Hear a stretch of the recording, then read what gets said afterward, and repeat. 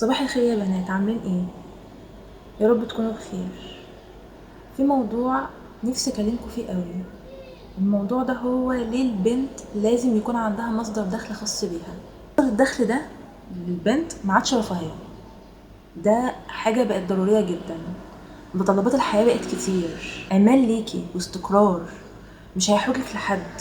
يبقى معاكي حاجه خاصه بيكي، مش هتقولي لجوزك هات انا عايزه اجيب كذا، او لاخوكي او لباباكي، لا، انت هتروحي من نفسك تجيبيها.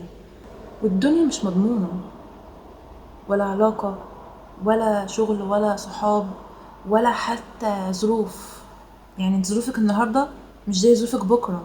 يعني انت النهارده مثلا ممكن تكوني بنوته، بكره تبقى متجوزه. النهارده متجوزه، الله اعلم الدنيا هتاخدك لفين بعد كده.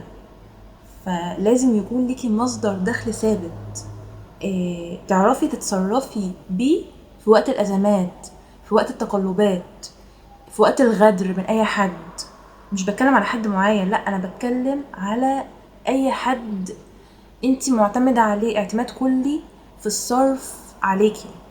طيب انتي مثلا هتقوليلي انك متجوزة وان جوزك مش حارمك من حاجة وبيجيبلك كل حاجة ويعني كريم معاكي وكده. طيب هو يعني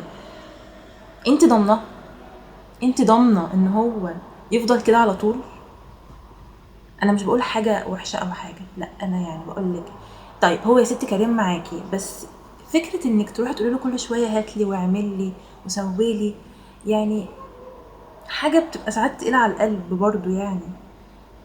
فلازم يكون معاكي حاجه انتي تعرفي منك لنفسك تتصرفي فيها. والله انتي حتى لو هتقولي له يعني خصص لي مصروف، خلاص يعني يخصص لك مصروف، انتي تبقي حرة فيه. مش كل شوية تروحي تقولي له هات واعمل وسوي. انتي هتتكسفي، هيجي عليكي وقت وتتكسفي. الحرية المالية هتخليكي تعرفي تختاري، تعرفي تقرري، يبقى قرارك من دماغك مش من حد. ما يبقاش حد ماسكك من ايدك اللي بتوجعك. علاقة مش عارفة تكملي فيها بسبب الأذى النفسي هتسيبيها. شغل مش عارفة تكملي فيه بسبب ان المدير بيضايقك او زمايل عمل مش كويسين، هتعرفي تسيبيه. اي ظروف انت محاطة بيها مش راضية عنها، مش هتضطر انك ترضي عنها عشان ظروفك المادية. هيبقى عندك ثقة في نفسك، طريقة تفكيرك هتتغير. هتعرفي تختاري صح، مش تختاري وانت مجبرة، لا، تختاري صح.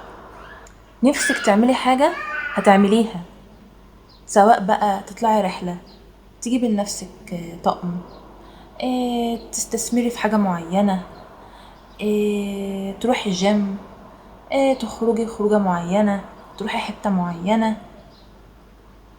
فيعني مهم جدا يبقى معاكي فلوس ويبقى معاكي مصدر دخل، ما تتحوجيش لحد، تبقي مستقلة بنفسك، تبقي independent woman كده.